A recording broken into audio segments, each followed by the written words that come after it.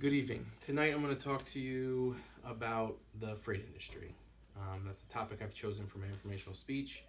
I have worked for a freight industry for 6 years now, and I'm going to give you some insight on how the shipments that we order online or grocery stores order or small businesses order get from point A to point B. First, we're going to go over the equipment that is needed to run a successful freight business. You're going to need forklifts to load the shipments that are coming in onto the trailers.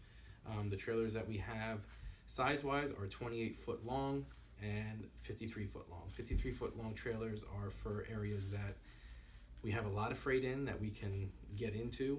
Our 28-foot trailers are for spaces that maybe a 53-foot trailer couldn't fit, or shipments. We just don't have a lot of shipments for that particular area. We will also need handhelds. Handhelds are going to be the computing devices that our drivers use to give them the insight of the order they need to deliver things and prioritize and document anything that they're doing throughout the day. So we have many different jobs within the freight industry. I'm going to go over 4 of them, the main jobs. You have your dock workers that are going to work the dock, which is where all the freight is, that they're going to load either off a trailer onto another trailer or off the dock itself onto a trailer in a specific order by priority, what needs to get out.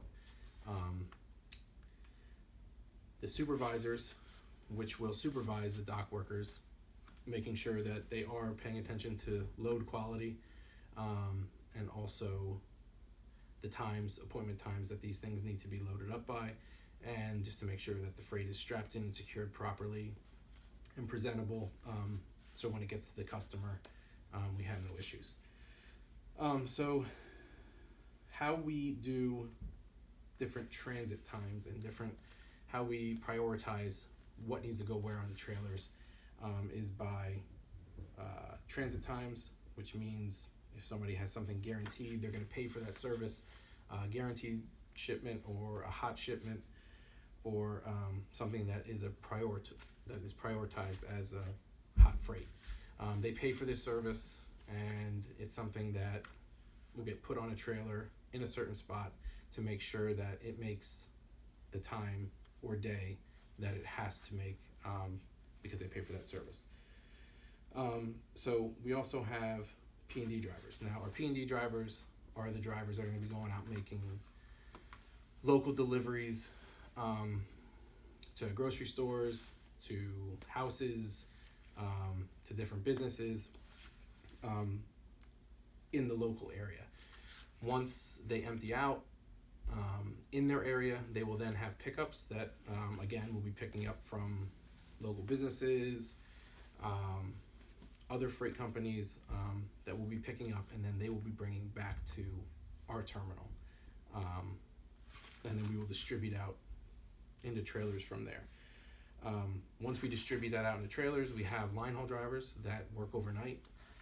Those are the drivers that now we loaded up with freight that the pedal drivers returned from, that has to go all around the world, has to meet different transit times, appointment times, and get to certain terminals by certain dates. The line haul drivers will carry 2 trailers, 2 28-foot trailers. They have the same set run every night. They will have a meet guy that they meet. They will drop their 2 trailers full of freight. That guy will the other driver will pick that trailer up and take it to its next destination. So that's how our freight's getting from point A to point B.